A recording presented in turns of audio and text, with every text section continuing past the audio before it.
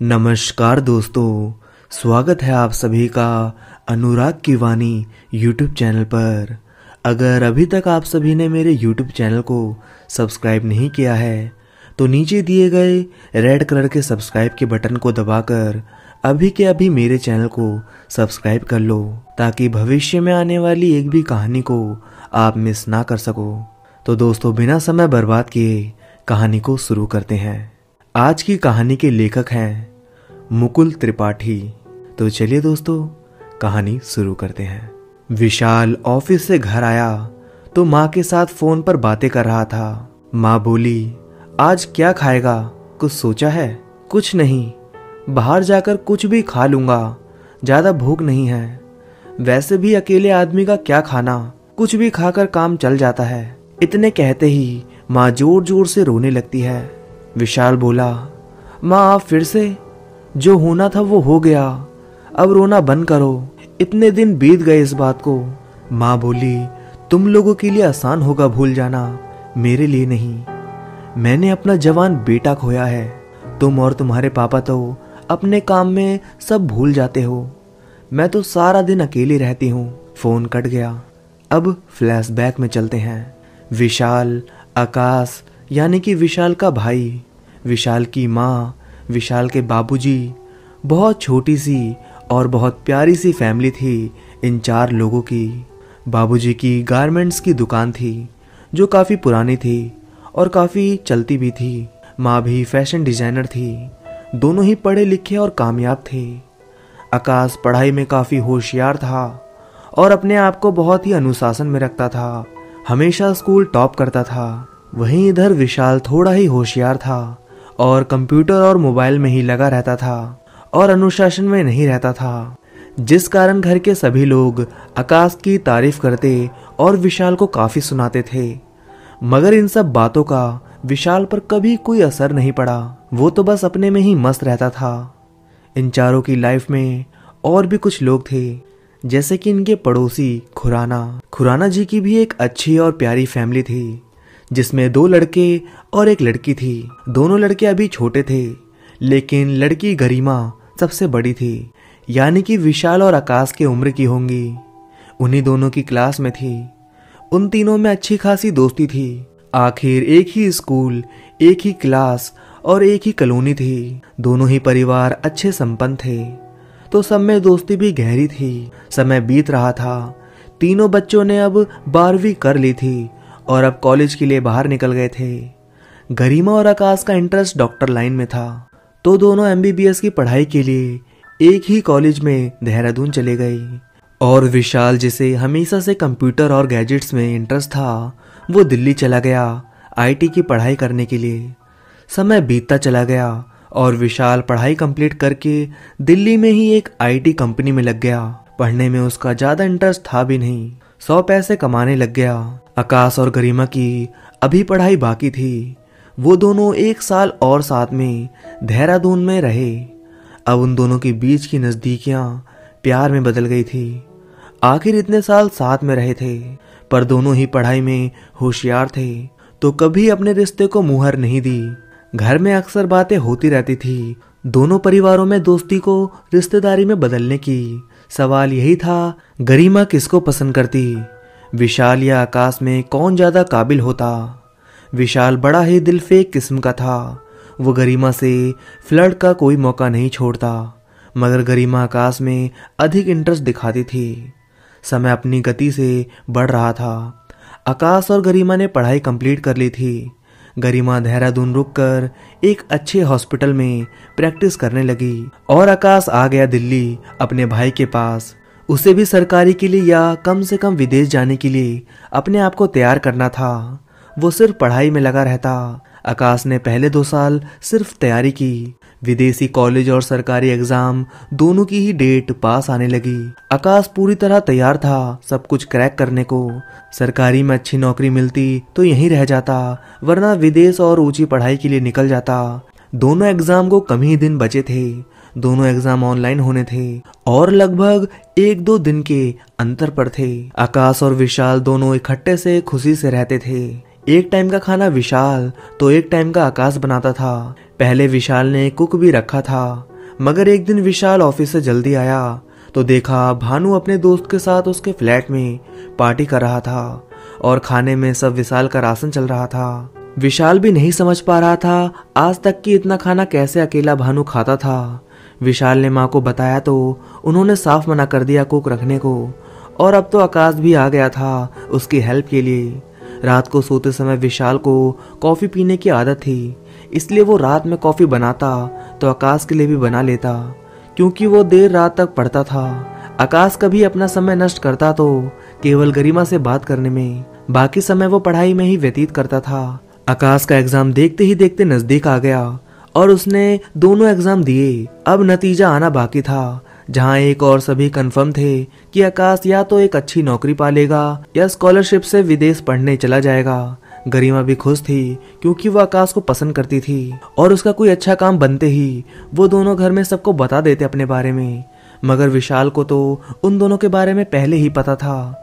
जब विशाल ने आकाश को रात में गरिमा से बात करते हुए पकड़ा था, मानो जैसे वो पीछे ही पड़ गया था जानने को कि इतने सालों में उन दोनों के बीच क्या क्या हुआ था। अब वो अक्सर उसे जिंदगी के मजे लेने की सलाह दिया करता था और ताना मारता कि लाइफ में सब कुछ केवल पढ़ाई नहीं सिखाती, खुद भी सीखना पड़ता है।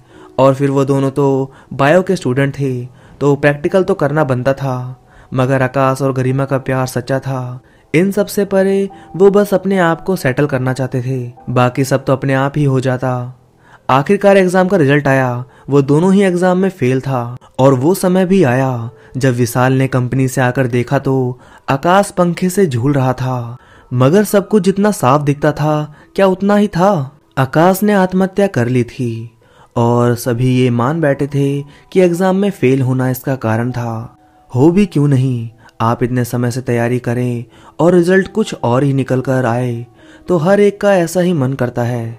मगर सभी इतने गंभीर नहीं होते कि जिंदगी ही गवा दे। विशाल की माँ और गरिमा का रो रो का बुरा हाल हो चुका था और सब भी काफी दुखी थे। तभी खुराना बोला, भाई साहब हमें पुलिस में रिपोर्ट करनी चाहिए, कुछ न कुछ तो झोल है। आकाश जैसा होनहार फेल हो जाए विश्वास नहीं होता। वैसे भी इस तरह के एग्जाम में धांधली तो जरूर होती है। हमें आकाश की कॉपी निकलवानी चाहिए। विशाल के बाबूजी कहते हैं, भाई साहब मेरा बेटा जिंदा रहता तो मैं उसके लिए पूरी दुनिया से लड़ जाता, मगर अब वह नहीं है तो किसके लिए लड़ूं। हमेशा मैं उससे कहता रहता था कि पढ़ाई को निजी जीवन पर हावी मत होने दे। हम भी तो पढ़े लिखे थे, अच्छी नौकरी नहीं मिली तो दुकान कर ली, इससे अच्छा तो विशाल है। ना कभी ज्यादा टेंशन ली, ना ही ऐसा कोई कदम उठाया। पहली बार घर में विशाल की तारीफ हुई थी, मगर इस पर खुश होने वाला कोई नहीं था। गम रहा मगर आंसू सूख गए। सभी अपने अपने कामों में फिर लग गए। कहते हैं किसी के जाने से दुनिया नहीं रुकती, बस वही था। विशाल भी वापस दिल्ली आ गया था। अब उसकी गरिमा से आए दिन बातें होती रहती थी। वो उससे आकाश का गम बांटता था। गरिमा भी अब सदमे से बाहर आ रही थी। आखिर वह डॉक्टर बनने वाली थी, उसे इन सब की आदत डालनी पड़ती। वर्तमान दिन, अगले दिन विशाल ऑफिस से आया तो फिर माँ से बात हुई। अब यह रोज की दिनचर्या हो गई थी। कहीं ना कहीं माँ बाप सोचने लग जाते हैं ऐसा हादसा होने पर कि कहीं दूसरे बच्चे ऐसी ही कोई प्रॉब्लम फेस ना करें। अब उन्हें विशाल की फिक्र रहती थी। सही भी था, वो भी प्राइवेट जॉब करता था तो काम का प्रेशर भी काफी था। विशाल की माँ से वही रोज जैसी बातें हो रही थी कि माँ बोल पड़ी, बेटा हमने तय किया है कि इसी साल तुम्हारी शादी कर दें। तुम्हारा ख्याल रखने वाला कोई वहाँ होगा तो हम यहाँ चैन से रह पाएंगे। तुम क्या सोचते हो?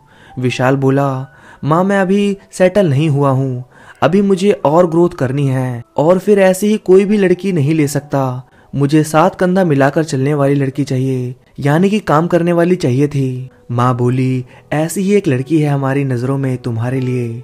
विशाल बोला, कौन? तभी माँ बोली, गरिमा। विशाल हिचकिचाते हुए बोला, गरिमा?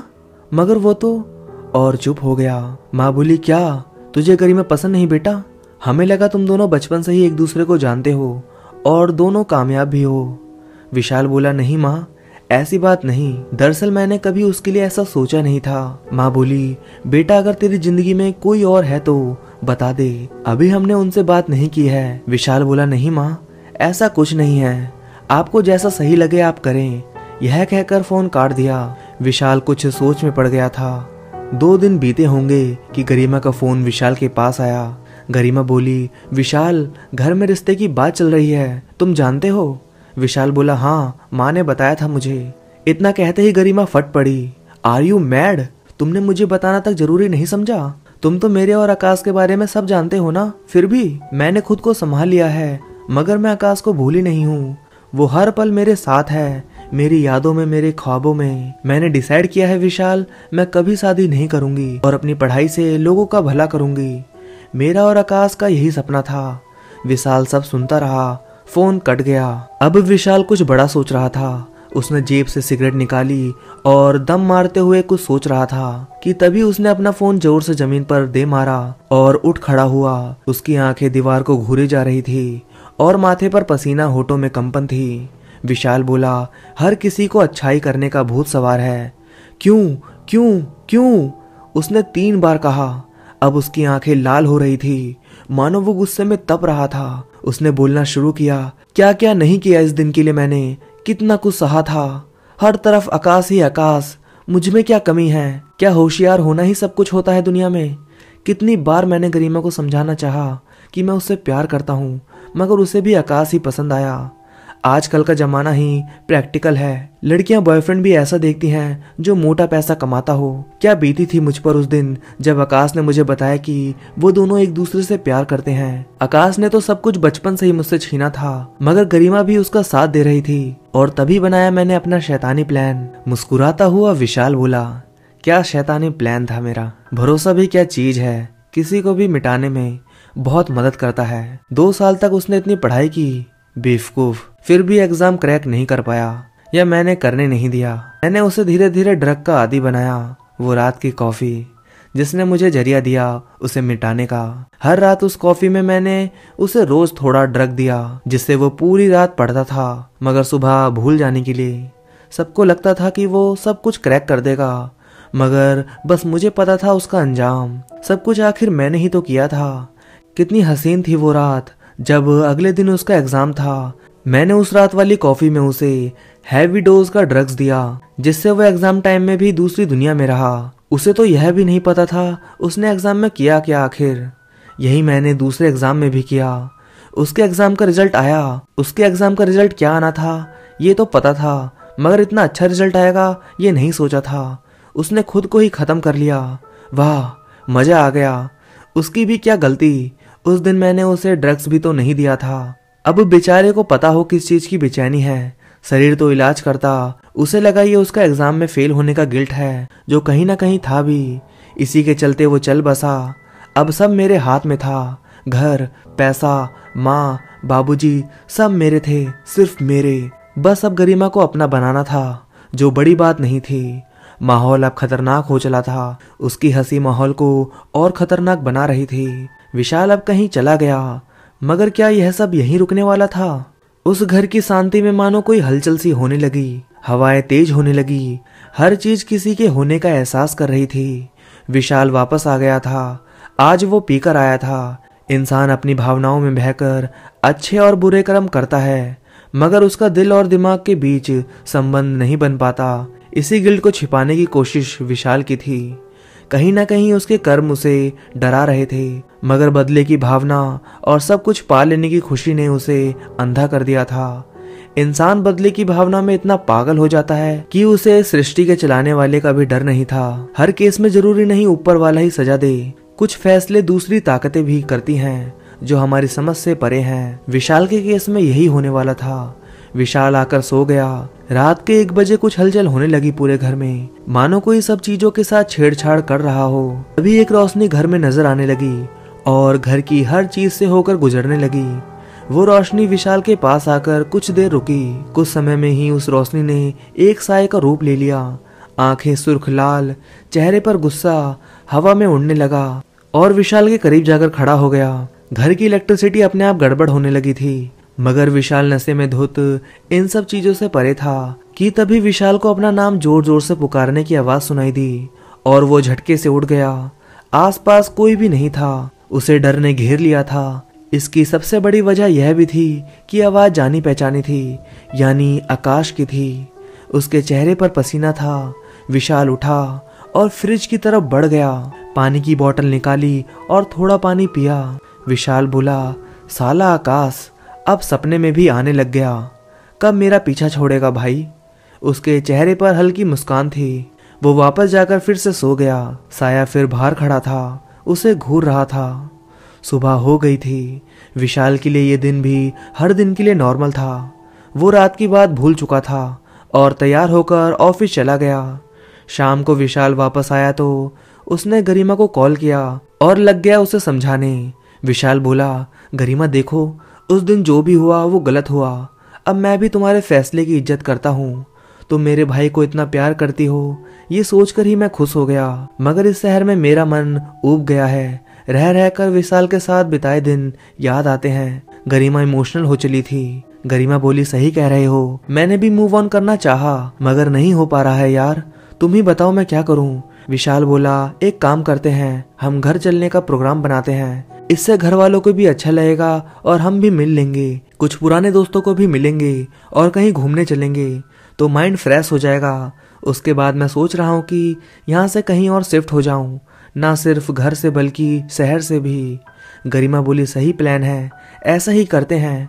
कुछ दिन काम से रेस्ट लेते हैं और फ्रेश होते हैं, कहीं घूमने चलेंगे। फोन कट गया। अब विशाल के चेहरे पर एक अजीब सी मुस्कान थी। उसने कहना शुरू किया। विशाल बोला, ये फेंका मैंने पहला पत्ता, अब आएगा मजा। अपने ओवर स्मार्ट भाई का इंटेलिजेंस लेवल तो देख लिया, अब बारी है गरिमा की। विशाल के हाथ में वही पुड़िया थी जो उसने आकाश को कॉफी में मिलाई थी। विशाल बोला, कितना समझाता था मैं दोनों को कि सारी चीजें किताबों में नहीं मिलती, जिंदगी के अनुभवों से मिलती है। अब मैं और गरिमा एक साथ होंगे, कुछ दिन ही सही मगर साथ तो होंगे। काफी है कुछ दिन मेरे लिए। अब यही पुड़िया मेरा दूसरा काम भी करेगी, गरिमा को अपना बनाने में मेरी मदद करेगी। जब हम मिलेंगे तो घूमने जाएंगे कहीं दूर, सबसे दूर, वहीं मेरी ये पुड़िया कमाल दिखाएगी। जब ये गरिमा के अंदर अपना असर दिखाएगी तो वो मेरी बाहों में आएगी। फिर होगा वो जो आकाश नहीं कर पाया, फिर तो उसे मेरा बनना ही पड़ेगा। विशाल अपने आप पर घमंड कर मंद मंद मुस्कुरा रहा था।